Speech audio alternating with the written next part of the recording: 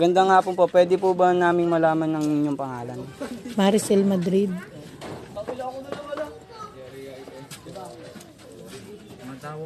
Maaari po ba ninyo ikwento sa amin ang nangyaring kalamidad o trahedya po? Ay, nangyaring trahedya or emergency po sa inyo? Kami binaha din eh. Kailan at saan po nangyari yun? Din sa Daan Sarili, interior Daan Sarili. Ano po ang ginawa ninyo bago po mangyari yun? Nagtaas kami ng mga gamit. Lahat ng mga mababasa ay tinaas namin. Maaari po ba ninyong ilarawan kung ano ang nangyari noong araw na yun? Bigla na lang tumaas ang tubig.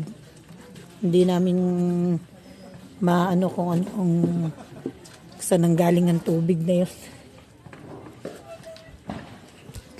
Ano po ang naging reaksyon nyo nung nagsimula po ang pangyayari? Kami nabigla sa pagtaas ng tubig.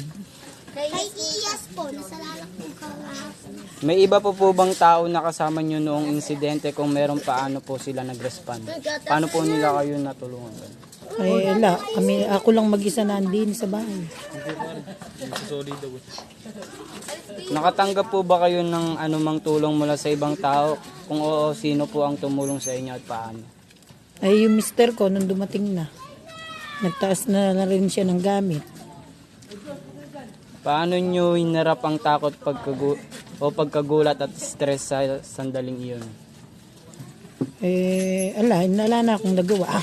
Kung di magtaas na lang at linisin ng nung mahupa na ang tubig. Nagbago ba ang pananaw ninyo sa buhay dahil sa karanasang iyon? Hindi naman.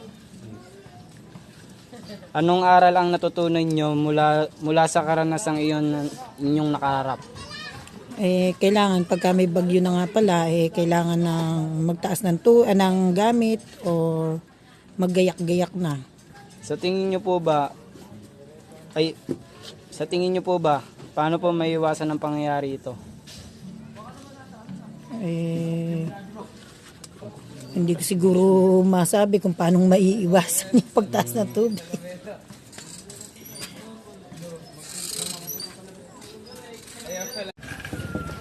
Sa tingin nyo po, paano pong tumugon ng inyong komunidad sa ganitong uri ng emergency? Merong nag-alert sa aking cellphone. Meron po bang mga hakbang na sa tingin nyo ay maaaring mapabuti ang paghahanda o pagtugon sa mga katulad na insidente? Paano? Ulitin ko po. Mayroon po bang mga hakbang na sa tingin nyo ay maaaring mapabuti ang paghahanda o pagtugon sa mga katulad na insidente? Siguro ang paglilinis ng mga sapa. Yung mga basura kailangan itapon sa mga dapat tapunan, hindi kung saan na lang. Nagkaroon po ba kayo ng mga hakbang para maghanda sa mga emergency mula nang mangyari ang insidente? Meron. Basta darating na ang bagyo, kami naghahanda na. Maraming salamat po. Salamat po.